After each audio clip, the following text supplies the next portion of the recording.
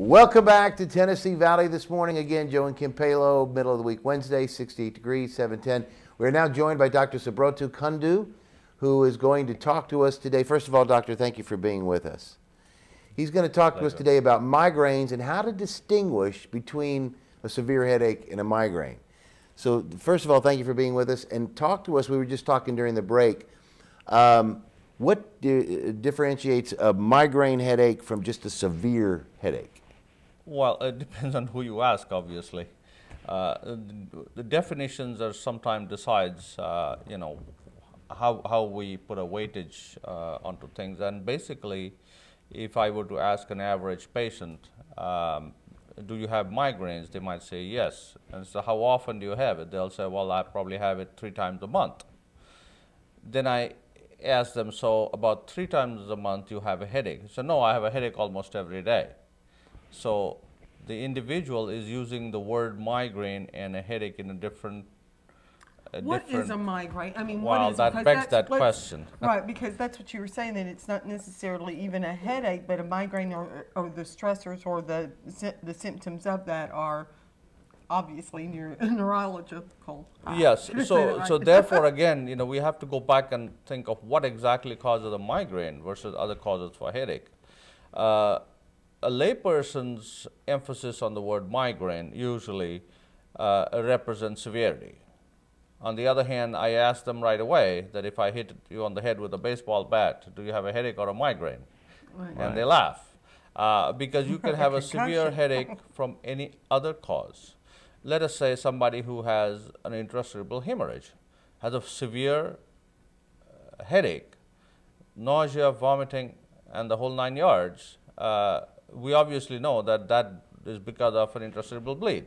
Right. So that's where the word migraine comes in, that everything that is a severe headache associated with the nausea, vomiting, and let us say photophobia and the other association that we attribute to migraines may not necessarily be migraines in the sense that we see it clinically where somebody has repeated episodes of the same sort. So therefore we come down to one of the scientific uses of the word migraine, where a migraine was actually defined to be what we call a vascular headache. Now, when we call a vascular headache, what it means that you're hypothesizing that the headache occurs because there is a spasm of certain blood vessels in the brain.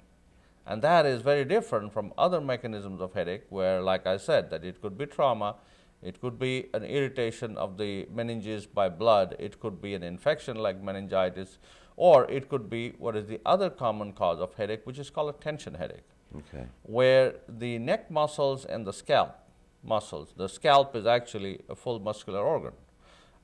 If you look at animals, then you will see that they can move the scalp and the scalp hair. Some people I know that can do that. And when we raise our eyebrows above it, this is part of the same scalp muscles that we are moving. These muscles, like any muscles in the body, need to relax completely. Why? Because a muscle under tension for a long period of time hurts very badly. Right. And you can prove that by just lifting your hand a little bit and see how long you can hold it. You will see that you can't keep it more than a minute or so. Why is that? Because the muscle, though it is designed to have a significant contraction, it also needs to relax to come back to its baseline. Otherwise, it is very painful. So therefore, we're falling back on this other mechanism where the muscles do not relax. Why don't they relax? Because there is only a certain time of the day where your neck muscles and scalp muscles can completely relax, and that is when you're during sleep. And the problem lies that even during sleep, muscles don't relax completely. It is only during certain segments of sleep, which we call REM sleep or rapid eye movement sleep. So somebody whose sleep is inadequate in its REM qualities is likely to have a headache during the day. And the severity of that headache can be as bad as any of the migrainous episodes. So individuals would need to visit you to see if they're truly having migraine headaches, and you know, as opposed to other types. But what are the treatments? I know that they've come. I mean, I remember as a child I had an aunt that suffered with what we called migraine headaches, and she would just have to go to bed in complete darkness. I mean, she's very sensitive to light. She could not move in a sense where she would do the vomiting and that. But now there are some medications out there.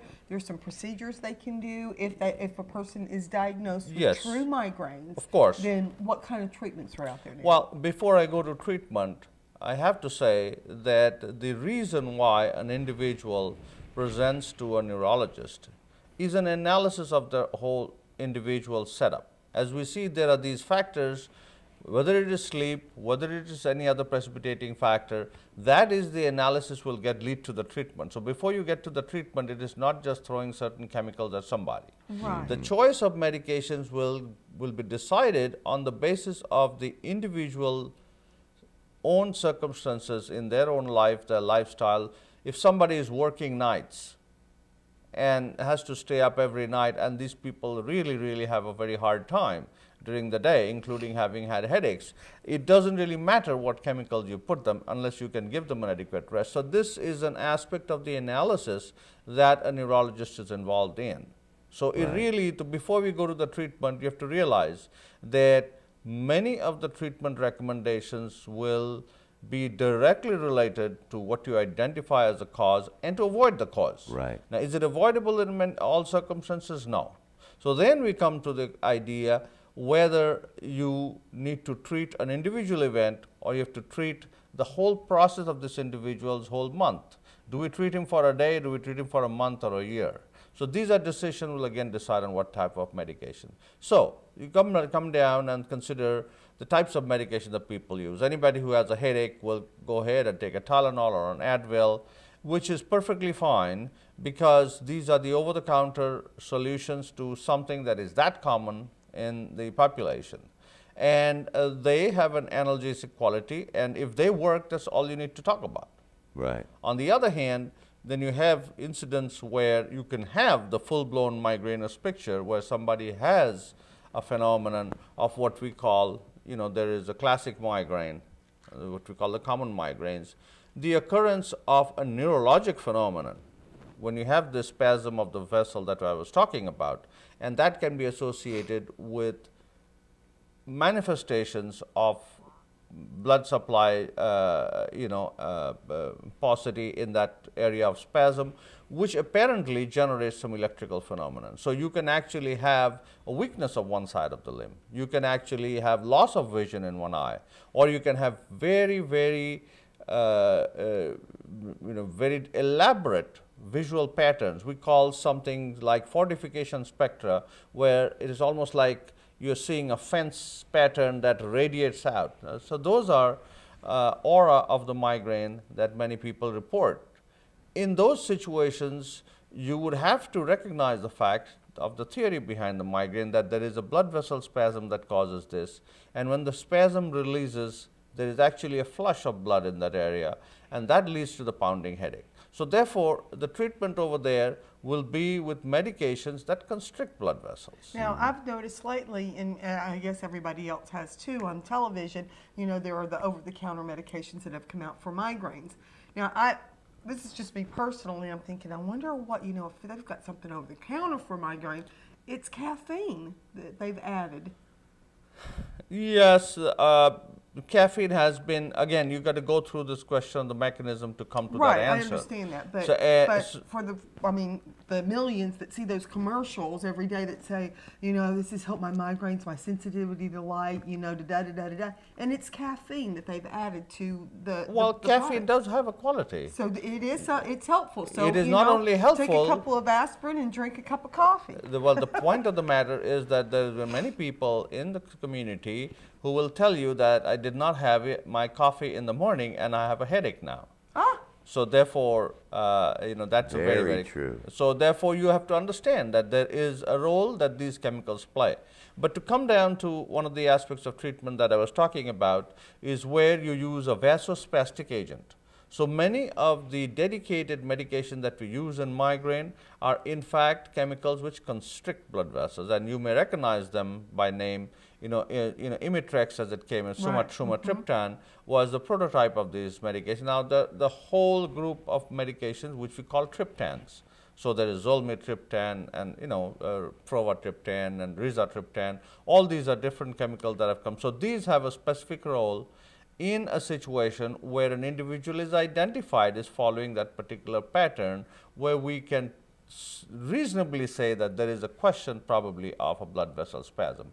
You recognize the fact that you cannot use that frequently on an ongoing basis because you would actually not do any benefit to the patient using a vasospastic agent. But to fall back on the other side, where the muscle tension issue comes in, there I think we have sort of a breakthrough, you have to say, that we try to facilitate the sleep pattern to say that you can promote relaxation of the muscles. When you cannot do that in individuals, you can go ahead and literally paralyze the muscles of the scalp, and we do that by using the most common known chemical agent that paralyzes muscle, which is botulinum toxin, which we call Botox. So therefore, this was in fact approved officially by the FDA in last October. Now, which is not to say it wasn't used. It had gone through a long period of usage before that, before the FDA approval came in.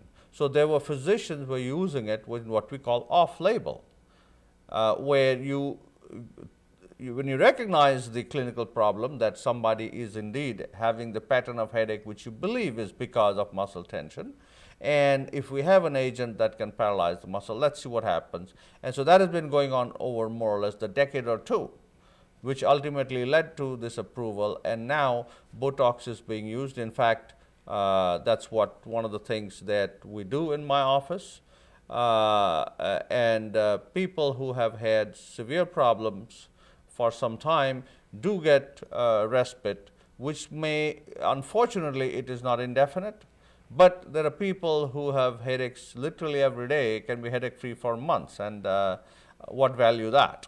Right. So, so these are the tools that are coming through, and obviously every day there are new medications that come about. But to go back to your issue about what you can take, the person indeed who has the headache probably knows that if I take an Aleve, it solves it. That is a wonderful way to begin. If you know what helps you, go ahead and take it. You don't necessarily need to go for the other chemicals, or you don't have to question what else is out there. Why? Because people really don't respond to all the medicines. So it will be a trial and error on anybody's part to go and figure out which medicine works for you. And that is where the physician comes in, that you work through these options, because an individual patient obviously doesn't know what all the choices are. But once you get to that answer, stick to it. Well, I'm curious about something, because, you know, all of us women, Dr. Ford is one of the sponsors, and he shows the Botox treatments on the face. I'm interested in, this is personal, where do you actually, when they have that and you need to relax that, where do those injections go, and how long do they last? Well, I'm just kind of interested, because we've seen that in a completely different, you know, avenue of that. But I'm thinking, okay, so if I go get Botox, does that mean I won't have a headache? Well, there are actually 31 points which are designated across, right in the front, right over here, and the back, and it actually passes a little bit along the neck muscles down over here. You really cannot inject the neck muscles in a significant way, because they have a different role to play than the scalp. The scalp really does, the muscles of the scalp are a vestige, you know, in our process of development, and we don't really need muscles in the scalp. They just happen to be there. So you can completely paralyze the muscles of the scalp and not lose anything, but you have to be very cautious of injecting the neck. So we have to do a certain part of it, but we cannot overdo. So really there are only 3 points in the neck where we inject, and you have to understand that the injection is very tiny. So there is a small area of superficial involvement that we do with these injections. They are not really supposed to be a wide area involvement, and in any case they don't paralyze the neck muscles. You can't do that. This is a couple questions I have on that point.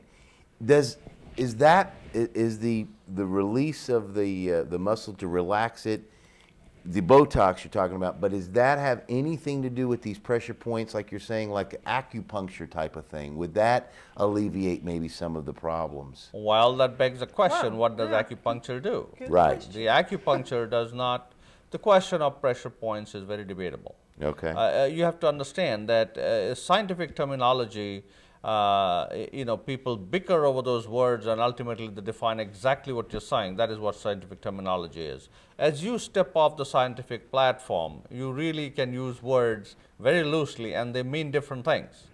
So you might use the word pressure points and you wonder, where is this pressure?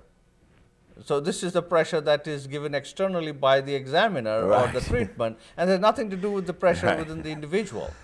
So you can be completely misled by the word pressure here. Right. So the pressure point has really no relationship to the administration of Botox as we see it. We identify certain muscles in certain areas of the bodies which are particularly prone to pain. There just happen to be some of them. If you could reach down in between your shoulder blades, there are a small strip of muscles called rhomboids. Now, there are tiny little muscles that hold the scapular, the bone which holds the shoulder girdle in place, and they kind of oppose them towards the midline. Now, under ordinary circumstances, we don't even realize we have that Right. muscle. Right. That muscle just happens to be very pain prone. So when you look at all the muscles over our whole chest wall, and somebody is really, really painful, they said, press my back, that's where they want it to be pressed. Yeah. Now let us say you could inject something right into that muscle. You would give a lot of relief right there.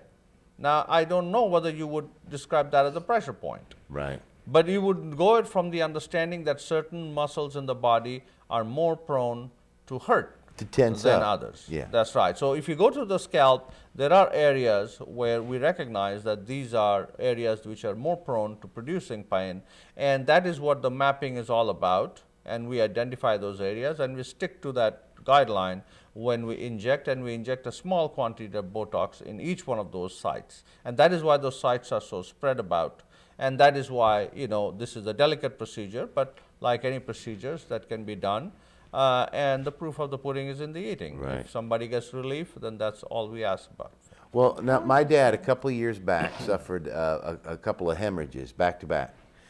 And that's what he was talking about Yes. before, the aneurysm. That sometimes Right. that's what happened to his dad. He had severe headache, Yes. So- vomiting, and it ended up that he had an actual bleed and they had hemorrhage. and hemorrhage. That's Now, right. And That's well, let me not a ask you this migraine, too or is about that a well, let me migraine? ask you this on that note too. He was at the time on blood thinners.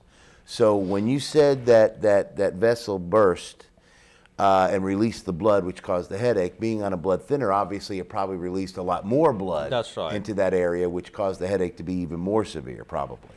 Well, that headache can only be described as the analogy would be to be hit in the head with a baseball bat, because it is the same blow that comes from inside. Any irritant on the surface of the brain in the meninges is a very, very strong stimulus for pain. So if somebody were to inject some chemical into the coverings of the brain, or to have that area inflamed with what we call meningitis, it will be exactly the same presentation, because blood is an irritant in the tissues. So Right. if blood for any reason comes out into the brain, that will cause a headache, but the headache is the least of that individual's problem at that point in time. Right. Now you are talking of compromise of brain function. Yep. So Why the headache forget? of an subarachnoid bleed really cannot be discussed in the same rubric as a discussion of headaches and migraines. Right, That really is a very atypical reason for that. Well, we're almost out of We are, time, we and are. so, Dr. Kundu, if you guys out there, anyone suffers with what you believe might be a migraine, what you think that he can tell you, he can help you. Where are your offices located, Dr. Kundu? Well, I'm next to Skyridge Hospital Okay. at 2253 Chambliss Avenue. Okay. I'm on the 4th floor of the professional building there, the Bradley Professional Building. And I think that I'm going to have a migraine and go get some Botox. Right, get some Botox. Can you just put these lines I around cannot my eyes? promise you Botox. I cannot, because there is a very, I'm very. shock teasing. No, there is a process of approval because it's a costly drug. So Right, it does right. take Absolutely. a lot of paperwork and a lot of documentation to ultimately get there. Right. Well, thank you for being Yeah, thank you here for with being us. with us, Dr. Kundu. We do appreciate it. Of course, Dr. Kundu It's always a pleasure. Well, he's with us the third Wednesday of every month. So next month, we'll have another interesting topic to talk to you about. And hopefully we've helped some of you that do have some headaches, migraines. If you do have a severe headache, remember, this is the man you need to go see, and he'll kind of direct you in what your course of action can be to get rid of that headache. We hope you've had yourself... I'm just going to take Joe with me. Yeah. We hope you've had yourself a good morning so far this morning. Remember, 68 degrees, take an umbrella with you. We do have thunderstorm activity in the area for today. Who knows if we'll get it, but have yourself a very good Wednesday. Thank you so much for joining us here on Tennessee Valley this morning. We'll see you next Wednesday. Don't forget tomorrow, Nancy Kaysen will be your host. Absolutely. Have yourself a good day.